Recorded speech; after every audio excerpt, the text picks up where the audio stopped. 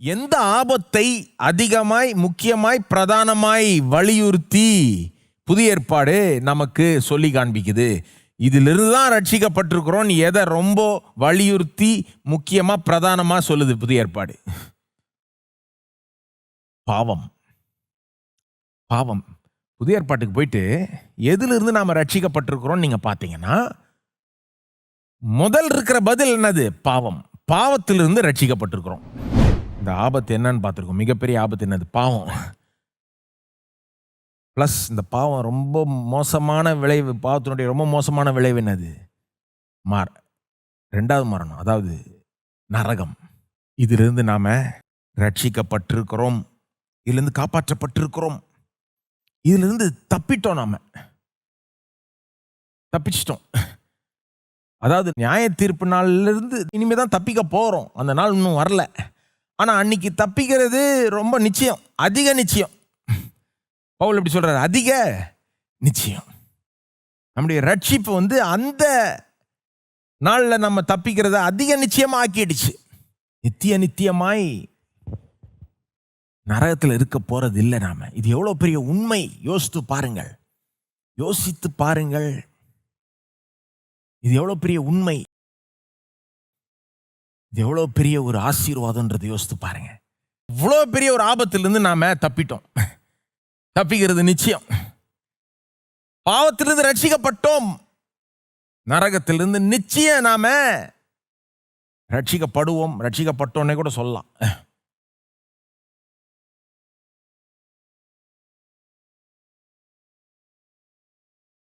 இப்ப நாம இந்த பிராக்டிக்கல் அப்ளிகேஷனுக்கு வருவோம். பாருங்க, இதை உணரும் போது இவ்வளவு பெரிய ஆபத்திலிருந்து என்னை தப்பிக்க செய்துட்டார், எனக்கு ரட்சிப்பை கொடுத்துட்டார் அப்படின்றத உணர்ந்தீங்கன்னா, இன்றைக்கு இந்த உலகத்தில் இருக்கிற பெரிய ஆபத்துகளை வேற மாதிரி நீங்க காணுவீர்கள். இது வேற மாதிரி உங்க கண்ணுக்கு தெரியும். இதையே பார்த்துட்டு இருந்தா இது பெருசா தெரியுங்க. இதையே பார்த்துட்டு இருந்தா, நியூஸையே பார்த்துட்டு இருந்தா, இதையே தியானிச்சுட்டே இருந்தா, உங்க ரட்சிப்பை பற்றி யோசிக்காம இருந்தீங்கன்னா இது ரொம்ப பெருசா தெரியுங்க. ஒண்ணு இதை கண்டு பயப்படுவோம், இல்லைன்னா இதையே போராடிட்டு இருப்போம். இது எனக்கு வராது, இது நடந்துடாது. இதுதான் இது ஃபோக்கஸ் எல்லாம், கவனம் எல்லாம் எங்க இருக்கும்? இது மேலதான் இருக்கும். நான் அதனால தான் சொல்றேன், கவனத்தை உங்க ரட்சிப்பின் மேல திருப்புங்க. ரட்சிப்பு எப்படி உங்களை மிகப்பெரிய ஆபத்திலிருந்து காப்பாற்றி இருக்கிறது என்பதை கவனியுங்கள். இதை பார்க்கும்போது இவ்வளவு பெரிய ஆபத்திலிருந்து காப்பாற்றி இருக்கிறான்றதை பார்க்கும்போது இது சின்னதா தெரியும். எது இன்றைக்கு இருக்கிற ஆபத்துகள், இந்த உலகத்தில் இருக்கிற ஆபத்துகள் உங்க கண்ணுக்கு, உங்க மனதுக்கு, உங்க கண்ணோட்டத்துல சிறிதாய் தெரியும். இது சின்னதுன்னு சொல்ல, இது ஒண்ணும் இல்லைன்னு சொல்ல, இது பெருசுதான். ஆனா இதை விட பெரிய ஆபத்திலிருந்து நீங்க காப்பாற்றப்பட்டிருக்கிறீர்கள், ரட்சிக்கப்பட்டிருக்கிறீர்கள். அதுதான் உங்க ரட்சிப்பு சொல்லுது இல்ல. அதை பார்த்துட்டு இதை பாருங்கன்றேன். கண்ணோட்டம் மாறிடும் பாருங்க. கண்ணோட்டமே மாறிடும். கண்ணோட்டம் மாறிடும், அணுகுமுறை மாறிடும். இது எப்படி உங்களை பாதிக்குதுன்றது மாறிடும், எல்லாமே மாறிடும். நீங்க இதை தியானிச்சுட்டு வாங்க, இதை உணர்ந்துட்டு வாங்க. எதை உணர்ந்துட்டு? இவ்வளவு பெரிய ஆபத்திலிருந்து தேவன் என்னை காப்பாற்றி இருக்கிறார், பாவத்திலிருந்து ரட்சித்து இருக்கிறார், நித்திய நரகத்திலிருந்து ரட்சித்து இருக்கிறார் அப்படின்றத பார்த்துட்டு வாங்க. இன்றைக்கு இருக்கிற ஆபத்துகளை வேற மாதிரி நீங்க அணுகுவீர்கள். எப்படி அணுகுவீர்கள், அந்த வித்தியாசம் எப்படி இருக்கும்ன்றத சில பாயிண்ட்ல சொல்றேன் பாருங்க. ஒண்ணு, இந்த ஆபத்து உங்களை அவ்வளோ, இன்னைக்கு இருக்கிற இந்த ஆபத்துகள் உங்களை ரொம்ப பயமுறுத்தாது. அந்த அளவுக்கு பயமுறுத்தாது. இதான் அவ்வளோ பெருசா பார்க்க மாட்டீங்க. உலகம் பார்க்குற மாதிரி இதுதான் இருக்கிறதுலே பெருசுன்னு பார்க்க மாட்டீங்க. ஏன்னா உங்களுக்கு தெரியும் உண்மை, இதுதான் இருக்கிறதுலே பெருசு கிடையாது. இருக்கிறதுலே பெருசு வரப்போகுது, அல்லது இருக்கிறதுலே பெருசு பாவம். அதுதான் ஆக்சுவலா ஆழமான சத்தியம். இருக்கிறதுலே பெருசு பாவம். அதை கவனிக்கலைன்னா, அதை அகற்றலைன்னா அங்க போய் முடியுது. ஆனா இயேசு நம்மளை பாவத்திலிருந்து ரட்சித்துட்டார், வரப்போற நரகத்திலிருந்து ரட்சித்து விட்டார். இதுதான் இருக்கிறதுலே பெருசு. இது கிடையாது. பாவம், நரகம் தான் பெரிய ஆபத்து. அதிலிருந்து நாம ரட்சிக்கப்பட்டிருக்கிறோம் அப்படின்றத நீங்க உணரும் போது இது உங்களை அந்த அளவுக்கு பயமுறுத்தாது முதல்ல. ஏன்னா இது கொஞ்சம் சின்ன லெவல்ல பார்ப்பீங்க. அதை பெருசாக பார்க்கும்போது இயேசு சொல்கிறார் பாருங்க, மத்தேயு 10 ஒரு ரொம்ப வினோதமான ஒரு வசனம் இது. மத்தேயு 10 கொஞ்சம் அதிர்ச்சியை கொடுக்கக்கூடிய வசனம். நான் வாசிக்கிறேன். இங்கே பயப்படாதீங்கன்னு சொல்கிறாரு. அதாவது உங்களை ஒரு நாள் சிலர் ஒரு வேளை துன்பப்படுத்தலாம், உபத்திரவப்படுத்தலாம். என்னை நம்புறதுனால, என்னுடைய ஊழியத்தை செய்கிறதுனால சில நேரம் உபத்திரவப்படுத்தலாம், உங்களை மிரட்டலாம், உங்களை பயமுறுத்தலாம், கொன்னுருவேன்னு கூட சிலர் உங்களை இது பண்ணலாம். அதெல்லாம் கண்டு பயந்துராதீங்கன்னு சொல்கிறாரு. எப்படி சொல்கிறாரு பாருங்க, மத்தேயு 10:28 ஆத்துமாவை கொல்ல வல்லவர்களாய் இராமல் சரீரத்தை மாத்திரம் கொள்ளுகிறவர்களுக்கு நீங்கள் பயப்பட வேண்டாம். ஆத்மாவை கொல்ல வல்லவர்களாய் இராமல் சரீரத்தை மாத்திரம் கொள்ளுகிறவர்களுக்கு நீங்கள் பயப்பட வேண்டாம். இப்போ ஷாக்கு கொடுக்குற ஸ்டேட்மெண்ட் அடுத்தது பாருங்க, ஆத்துமாவையும் சரீரத்தையும் நரகத்திலே அழிக்க வல்லவருக்கே பயப்படுங்கள். இந்த பயம் வேண்டாம், இந்த பயம் இருக்கட்டும்ன்றாரு. எந்த பயம் வேண்டாம்? உன்னை கொன்றுவேன்னு ஒருத்தன் சொன்னான்னா அதை கண்டு பயப்படாதன்றாரு. ஏன்னா மிஞ்சி மிஞ்சி போனா உன் சரீரத்தை தான் கொல்ல முடியும், உன் ஆத்மாவை தொட முடியாது. ஆனா இன்னொரு பயம் உன்கிட்ட இருக்குதான்றாரு. இருக்குதா? அது இருக்கட்டும்ன்றாரு. எது? ஆத்மாவையும் சரீரத்தையும் நரகத்திலே அழிக்க வல்லவருக்கே. என்ன திரும்ப சொல்ல வராரு? எதற்கு பயப்படணுமோ அதுக்கு பயப்படுன்றாரு. பெரிய காரியங்களுக்கு பயப்படு, சிறிய காரியங்களுக்கு பயப்படாதன்றாரு. சரீரத்தை ஒருத்தன் கொன்றேன்றான்னா அது ஒரு சிறிய காரியன்றாரு. ஏன்னா இதை விட பெரிய காரியம் இருக்குது, ஆத்மாவே இழக்கிறது. என்ன ஆக்சுவலாக சொல்ல வர்றாருன்னா கொஞ்சம் அதிர்ச்சி கொடுக்குறாரு. ஆனால் அவருடைய பாயிண்ட் என்னன்னு பார்த்தீங்கன்னா, என்ன சொல்ல வராருன்னு பார்த்தீங்கன்னா, இதில் எப்படி புரிஞ்சுக்கணும்னா, கடவுளை பயப்படுகிற வேண்டிய விதத்தில் பயந்தா வேற எதை கண்டும் பயப்பட தேவையில்லை. அதுதான் சொல்ல வர்றாரு. நாம ஏன் மற்ற காரியங்களை கண்டு பயப்படுறோம்? ஏன்னா கடவுளை கண்டு பயப்பட வேண்டிய விதத்தில் பயப்படவில்லை. பெரிய காரியங்களை பெருசா யோசிக்கல, சிறிய காரியங்களை பெருசாய் யோசித்து வருகிறோம். நம்முடைய ரட்சிப்பை பெருசா யோசிக்கல, அது எவ்வளவு பெரிய ஆபத்திலிருந்து நம்மளை காப்பாற்றி இருக்கிறது பெருசா யோசிக்கல, சிறிய காரியங்களை பெருசா யோசிக்கிறோம். கடவுளை பெரிய அளவுல பயந்தா நல்ல பயம், கடவுளுக்கு பயப்படுற பயம்னு சொல்றோம்ல, வேதத்தில் இருக்கு. அது ஒரு நல்ல பயம் இருக்கு,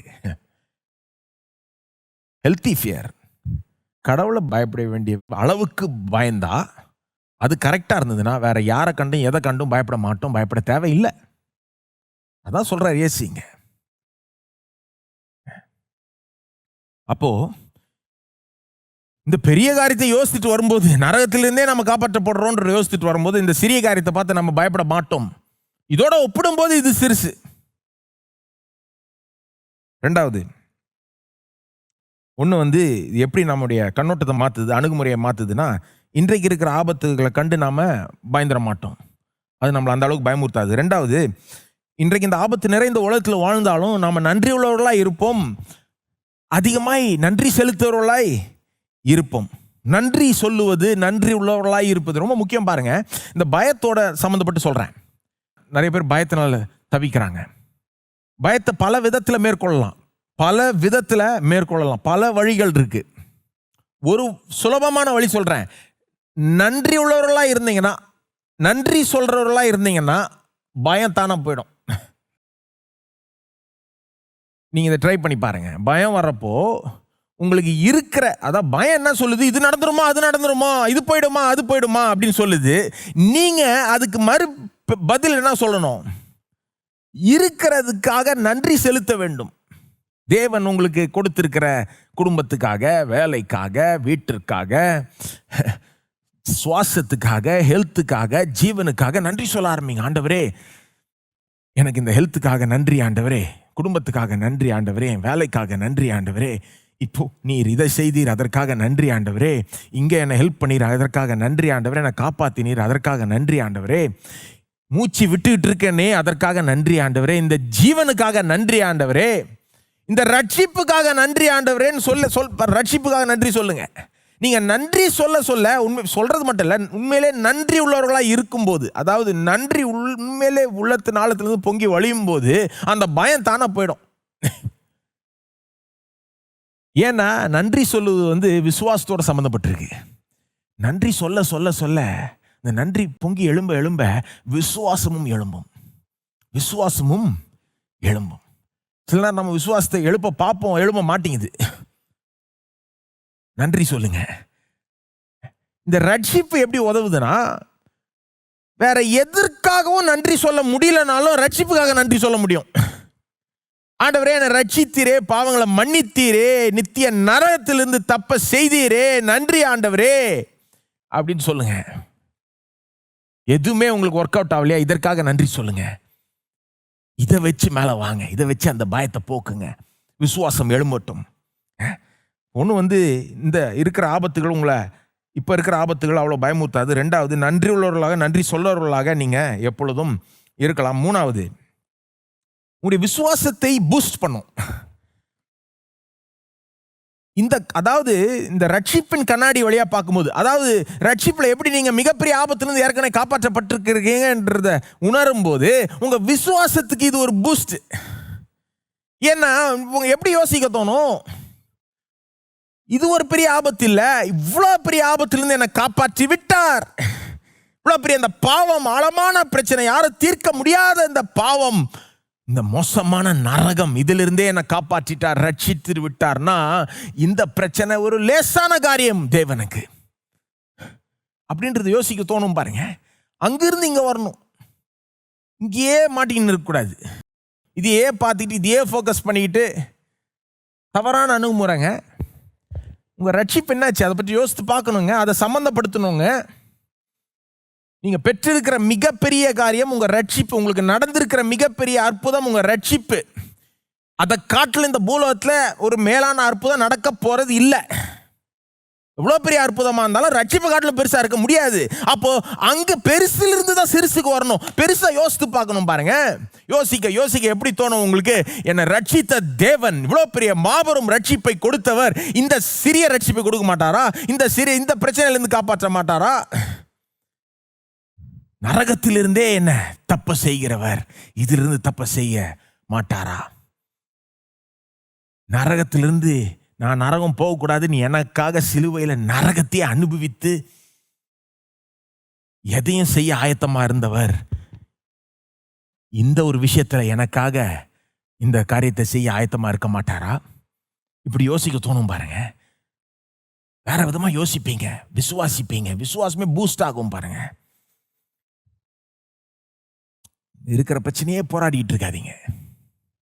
தவறான அணுகுமுறை, ரட்சிப்பை சம்பந்தப்படுத்தி அங்க யோசிச்சுட்டு அப்புறம் இங்க வாங்க. நாலாவது அணுகுமுறை எப்படி வித்தியாசமா இருக்கும், எப்படி உங்களுக்கு உதவுன்றதை சொல்றேன். ரட்சிப்பின் கண்ணாடி வழியா வாழ்க்கையை பார்க்கும்போது, அணுகும்போது, ரட்சிப்பின் கண்ணாடி வழியா இந்த இருக்கிற இந்த ஆபத்தான உலகத்தை அணுகும்போது எப்படி வேற விதமாய் நம்ம அணுகலான்றதை சொல்லிட்டு இருக்கேன். ஒன்று இதை கண்டு நாம் அந்த அளவுக்கு பயப்பட மாட்டோம். ரெண்டாவது, நன்றி உள்ளவர்களாய், நன்றி சொல்லவர்களாய் இருப்போம். மூணாவது, விசுவாசத்துக்கே இது நமக்கு ஒரு பூஸ்ட் கொடுக்கும். இன்றைக்கு எனக்கு செய்வார், இந்த உலகம் இதை பெருசாக நினைக்குது, ஆனால் அதிலிருந்தே காப்பாற்றினவர் இதிலிருந்து என்ன காப்பாற்ற மாட்டாரான்ற அந்த விசுவாச பூஸ்ட் கிடைக்கும். நாலாவது, இது யாருக்குன்னா ஏதோ ஒன்றை இழந்திருக்கிறாங்க அல்லது குடும்பத்தாரே இழந்திருக்கிறாங்க, இந்த மாதிரி இருக்கிறாங்கல்ல, ஒருவேளை உங்களுக்கு நடக்காமல் இருந்திருக்கலாம், அந்த மாதிரி மற்றவர்களுக்கு இருக்குல்ல, அவங்களுக்கு இது உதவியாக இருக்கும். நான் சொல்கிறது இந்த பாயிண்ட் நாலாவது.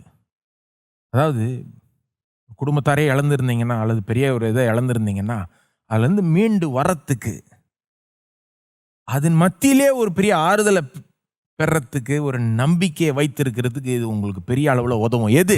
ரட்சிப்பின் கண்ணாடி வழியை பார்க்கும்போது, ரட்சிப்பின் கண்ணோட்டத்தோடு வாழும்போது, ரட்சிப்பை மயமாய் வச்சு வாழும்போது. சமீபத்தில் கூட நம்முடைய சபையார் ஒருத்தர் இறந்துட்டார். இறந்து அவங்க குடும்பம் அவருக்காக ஒரு ஞாபகார்த்த கூட்டத்தை ஆயத்தப்படுத்துறதுல எங்களோட பேசிக்கிட்டு இருக்காங்க. அப்போ அவங்க சொல்கிறாங்க, சொல்கிறாங்க, எங்கள் தூரத்தில் சொந்தவங்கெல்லாம் இவர் இறந்துட்டாருன்றதை ஒரு மாதிரி பேசுகிறாங்க. ஏன்னா அவங்கெல்லாம் கிறிஸ்துவ நம்பாதவர்கள் சிலர். அவங்க எப்படி பேசிக்கிறாங்கன்னா, இவர் கிறிஸ்துவ நம்பினதுனால தான் இப்படி ஆயிடுச்சு அப்படின்னு எங்கள் பின்னால் பேசிக்கிறாங்க. எங்கள்கிட்ட நேராக சொல்ல மாட்டாங்க, ஆனால் பின்னால் பேசிக்கிறாங்க. ஒரு பக்கம் எங்களை பற்றி ஒரு மாதிரி பேசுகிறாங்க, அதே நேரத்தில் எங்களுக்காக பரிதபிக்கிறாங்க. பாவம், இவங்களுக்கு இது மாதிரி நடந்துருச்சே பாவம் அப்படின்னு பரிதாபமாக எங்களை ஒரு மாதிரி அப்படி பார்க்குறாங்க. அப்புறம் அந்த அம்மா சொல்கிறாங்க, அவங்க மனைவி, இறந்தவருடைய மனைவி சொல்கிறாங்க, ஆனா அவங்களுக்கு தெரியல எங்களுக்குள்ள எவ்வளவு பெரிய ஒரு சமாதானம் இருக்கு. ஏன்னா எங்களுக்கு தான் தெரியும் அவர் இயேசுவோட இருக்கிறாரு. எங்களுக்கு ஒரு பெரிய சமாதானம் அதனால இருக்கு. அவங்க எங்களை பார்த்து பரிதாபப்படுறாங்க. ஆனா அவங்களுக்கு தெரியலையாம் இவங்களுக்கு எவ்வளவு பெரிய சமாதானம் இருக்குன்னு தெரியலையாம். எப்படி இருக்கு பாருங்க பேச்சு. எங்களுக்கு அப்படியே ஒரு பெரிய எங்களுக்கு ஒரு பூஸ்ட் கிடைச்ச மாதிரி இருந்தது. கணவனையே இழந்துட்டு பேசுற பேச்சு எப்படி இருக்கு பாருங்க. அவங்களுக்கு தெரியல எனக்கு இருக்கிற சமாதானம். எங்கிருந்து வந்தது அந்த சமாதானம்? எங்கிருந்துங்க வந்தது? ரட்சிப்புன்ற காரியத்துல இருந்து அங்க வந்தது. அவங்களுக்கு என்ன சமாதானம்? அவங்க கணவர் மரிச்சிட்டாரு, இந்த உலகத்தை கடந்து போயிட்டார். ஆனா அவர் ரட்சிக்கப்பட்ட ஒரு ஆள். அதனால அவங்களுக்கு என்ன தெரியுது? நிச்சயமா அவர் எங்க இருக்கிறார்ன்றது நிச்சயமா அவங்களுக்கு உறுதியா தெரியுது. இயேசுவோட இருக்கிறார். எனக்கு தெரியும் அவர் இயேசுவோட இருக்கிறார். அவர் அப்படியே மரிச்சு அப்படியே போயிடல. சில பேர் சொல்ற மாதிரி மரணத்துக்கு அப்புறம் ஒண்ணுமே இல்லை, அப்படி கிடையாது. அல்லது எங்க போயிருப்பாரோ அப்படி இல்லை. அவங்களுக்கு நல்லாவே தெரியுது அவர் ரட்சிக்கப்பட்ட ஒரு நபர் இயேசுவோட இருக்கிறார். அதனால எனக்கு சமாதானமும் ஆறுதலும் தைரியமும் இருக்குது. என் சொந்தக்காரங்களுக்கு இதெல்லாம் தெரியல. இந்த ஞாபகார்த்த கூட்டத்தின் மூலமா அவங்களுக்கு தெரியப்படுத்தணும்னு விரும்புறேன்றாங்க. எப்படி இருக்கு பாருங்க இது. ரட்சிப்பை மையமாய் வைத்து வாழுகிறவர்களுக்கு, ரட்சிப்பின் கண்ணாடி வழியாய் பார்க்கிறவர்களுக்கு என்ன வந்தாலும் சந்திக்கலான்ற மாதிரி ஒரு கண்ணோட்டம் வந்துடும். ஒரு மனப்பான்மை. என்னத்தை வேணா ஃபேஸ் பண்ணிடலாம், என்ன நடந்தாலும் என்ன அப்படின்ற மாதிரி ஒரு ஆட்டிடியூட் வந்துடும். ஒரு ஃபியர்லெஸ்னஸ், ஒரு பயமே இல்லாத ஒரு இது. என்ன நடந்தாலும் ஆறுதல் இருக்கும், நம்பிக்கை இருக்கும். ஒரு ரட்சிப்பை யோசித்து பாருங்க. மாபெரும் ரட்சிப்பு. இந்த ரட்சிப்பு உங்களை அப்படியே தூக்கும். இதை யோசிக்க யோசிக்க உங்களுக்கு ஒரு ஆறுதலை கொடுக்கும். எப்படிப்பட்ட ஒரு இழப்பா இருந்தாலும் உங்களுக்கு ஆறுதலை கொடுக்கும், பெரிய நம்பிக்கையை கொடுக்கும். அஞ்சாவது, பிராக்டிக்கலா எப்படி இந்த வாழ்க்கையை இன்றைக்கு நம்ம வேற விதத்தில் அணுக செய்துன்றதை சொல்லிட்டு இருக்கேன். ரட்சிப்பின் கண்ணாடியை வழியா பார்க்கும்போது இவ்வளோ பெரிய ஆபத்திலிருந்து தப்பிக்கப்பட்டிருக்கிறோம், ரட்சிக்கப்பட்டிருக்கிறோம்ன்றதை உணரும் போது வேற விதமா அணுக சொல்லுது. அஞ்சாவது, ஜனங்க பெரிய ஆபத்துன்னு சொல்றாங்க. ஆனா நமக்கு தான் தெரியும் உண்மையிலே எது பெரிய ஆபத்துன்னு. ஆனால் அந்த பெரிய ஆபத்தை நோக்கி, அந்த பெரிய ஆபத்துக்கு நேராக ஒரு நல்ல பயம் உண்டாகுது. என்ன சொல்ல வரேன்? பாவத்தின் மீது ஒரு நல்ல பயம் உண்டாகுது. அதாவது நல்ல பயம்னு ஒன்று இருக்குங்க, கெட்ட பயம்னு ஒன்று இருக்கு, நல்ல பயம்னு ஒன்று இருக்கு. நல்ல பயம் என்னது? நெருப்பு தெரியுது, கிட்ட போகக்கூடாதுன்னு ஒரு பயம் இருக்குதுல்ல, நல்ல பயம். அது அறிவுள்ள பயம். கிட்ட போய் அதை தொட்டா நல்லது இல்லை. பிள்ளைகளுக்கு அந்த பயம் இல்லை, ஏன்னா அறிவு இல்லை. அவங்களுக்கு தெரியாது தொட்டா எதாவது ஆகிடும்னு. சில பிள்ளைகளுக்கு அவங்கள பார்த்தா அவங்களுக்கு பயமே இல்லைன்னு சொல்ல முடியுமா? கிடையாது, அறிவே இல்லை, ஆகவே பயம் இல்லை. அறிவுள்ள பயம் நல்லது. நல்ல பயம் இருக்கு, மோசமான பயம் இருக்கு. மோசமான பயம் என்னது? Paralysing fear. வெறும் அறிவு இருக்கிறது மட்டும் இல்லை, மோசமான பயம் என்னன்னா அதாவது இந்த பயத்தினால வாழவே முடியல, சமாதானமாகவே இருக்க முடியல, அதுதான் மோசமான பயம். ஆனால் ஒரு நல்ல பயம் இருக்கிறது நல்லது. தீமைகளை பார்த்து ஒரு நல்ல விதமான பயம். ஒரு பாம்பை பார்த்தா விலகிடணும், அது நல்ல பயம், அறிவுள்ள பயம். முட்டாள்தனமாக நடந்துக்கூடாது. அறிவுள்ள பயம் நல்லது. நம்ம எந்த பயத்தை கடிந்து கொள்கிறோம்? இந்த பேரலைசிங் ஃபியர், எதுவுமே செய்ய முடியல, சமாதானமாகவே இருக்க முடியல, அந்த பயம் தான் தவறு. இப்போ நான் ஏன் இதெல்லாம் சொல்கிறேன்னா, இவ்வளோ பெரிய ரட்சிப்பை யோசித்து பார்க்கும்போது, இந்த பெரிய ஆபத்திலிருந்து மீட்கப்பட்டிருக்கிறோன்றதை யோசித்து பார்க்கும்போது நமக்கு என்ன வரணும் மனசுக்கு? எப்பா இவ்வளோ பெரிய ரட்சிப்பை பெற்றிருக்கிறோம், இவ்வளோ பெரிய ஆபத்திலிருந்து மீட்கப்பட்டிருக்கிறோம்னா பாவத்தை விட்டு விலகி இருக்கணும். நாம பாவத்தின் மீது ஒரு நல்ல பயம் இருக்கணுங்க. இன்றைக்கு ஜனங்க எதையோ பார்த்து பயப்படுறாங்க, பாவத்தை பார்த்து பயப்படுறாங்களா? பாவத்தை கண்டு ஒரு நல்ல பயம் இருக்குதா? அதை விட்டு விலகி இருக்கிறாங்களா? தொற்று வரக்கூடாதுன்னு மாஸ்க் போட்டுக்கிறோம், விலகி இருக்கிறோம், எல்லாம் பண்றோம். அதே ஆட்டிடியூட் பாவத்தை நோக்கி இருக்கணும். அது நம்ம கிட்ட நெருங்க கூடாதபடி என்னென்ன செய்யணுமோ செய்யணும்.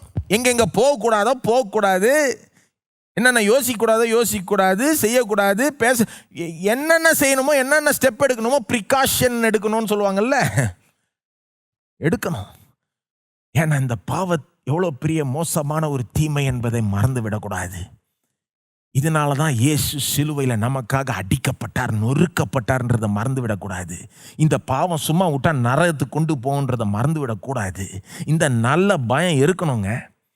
பாவத்தை நோக்கி போராட வேண்டும், பாவத்தை எதிர்க்க வேண்டும். வாழ்க்கையில் பாவத்தோட உங்களுடைய போராட்டம் எப்படி போயிட்டு இருக்கு இப்போ? இல்லைங்க, போராட்டமே இல்லைங்க, எனக்கு பாவமே பிரச்சனையே இல்லைன்னு சொன்னீங்கன்னா அந்த ஆள் தான் ரொம்ப பெரிய பிரச்சனையில் இருக்காங்கன்னு அர்த்தம். எனக்கு பாவத்தின் மேலே எந்த ஒரு போராட்டமும் இல்லை, எந்த ஃபைட்டும் இல்லைன்னு சொன்னீங்கன்னா யாருமே அந்த மாதிரி பேச முடியாது. பாருங்க, பாவத்தை போராடுறீங்களா, அதை எதிர்க்கிறீங்களா, அதை மேற்கொள்ளுகிறீர்களா? அதோட ஒரு போராட்டம் இருக்குதா? அதன் மீது ஒரு நல்ல பயம் இருக்குதா? மிகப்பெரிய தீமை என்னங்க, மிகப்பெரிய ஆபத்து நாங்க பாவம். உலகம் உணர்றதே கிடையாது, விசுவாசிகளாகிய நாம் உணர வேண்டும். பாவம் தான் மிகப்பெரிய ஆபத்து. தேவனை பொறுத்த வரைக்கும் பாவம் தான் இயேசு ரொம்ப சீரியஸாக எடுத்துக்கிறார். பாருங்க, அவர் சொல்றாரு, ஒரு கண்ணு உன்னை பாவம் செய்ய வச்சுதுன்னா அதை வெட்டி தூக்கி எறிஞ்சிருன்றாரு. அவர் சொல்ற வார்த்தையை ரொம்ப ஒரு மாதிரி இருக்கு. ஏன்னா 2 கண்ணை விட ஒரு கண்ணை வச்சு தப்புறது நல்லது. 2 கண்ணும் முழு சரீரமும் எல்லாம் நரகத்தில் போடப்படும்ன்றாரு. வாசிச்சிருக்கீங்களா அந்த வசனங்களை? ஒரு கையை உன்னை பாவம் செய்ய வச்சுதுன்னா அந்த கையை வெட்டி தூக்கி போட்டுருன்றாரு. இப்படி சொல்றதுனால வெட்டி போட்டுறாதீங்க, அது சொல்யூஷன் கிடையாது. ஏன் அப்படி சொல்றாரு? இயேசுக்கே தெரியும், கண்ணை வெட்டி போட்டு கையை வெட்டி போட்டா கூட பாவம் வந்துட்டு தான் இருக்கும்னு அவருக்கு நல்லாவே தெரியும். அப்ப ஏன் அப்படி பேசுறாரு? வேணே அப்படி ஒரு ஷாக்கு கொடுக்குற மாதிரி பேசுறாரு இயேசு, ஒரு அதிர்ச்சியை கொடுக்குற மாதிரி. ஏன் அவர் என்ன சொல்ல வர்றாரு? எப்பா, இது ரொம்ப பெரிய ஒரு ஆபத்துப்பா, இது உனக்கு இந்த பாவம் எவ்வளவு பெரிய ஆபத்துன்னு உனக்கு தெரியல, உனக்கு உணர முடியல. இதை நீ அகற்றுறதுக்கு என்னென்ன பண்ணணுமோ பண்றது ஒர்த்து அப்படின்னு சொல்ல வர்றாரு. இதை எவ்வளோ சீரியஸாக எடுத்துக்க முடியுமோ எடுத்துக்கோ, விலகி இரு, இதை போராடு, இதை எதிர்த்துரு அப்படின்னு சொல்ல வருகிறார். அப்போ நாம விசுவாசிகள், நாம பாவத்திலிருந்து ரட்சிக்கப்பட்டிருக்கிறோம், பாவத்தின் வல்லமையிலிருந்து மீட்டெடுக்கப்பட்டிருக்கிறோம். பாருங்க, நாம பாவம் செய்யணும்னு அவசியம் கிடையாது. இயேசுவை பின்பற்றலாம், அவருடைய சித்தத்தை செய்யலாம். ஆனா அந்த பாவத்தோட அந்த போராட்டம் இருக்குது, அதை எதிர்க்கணும். ஏன் நாம பாவத்திலிருந்து ரட்சிக்கப்பட்டிருக்கிறோம்? திரும்ப பாவம் செய்யறதுக்கு கிடையாது.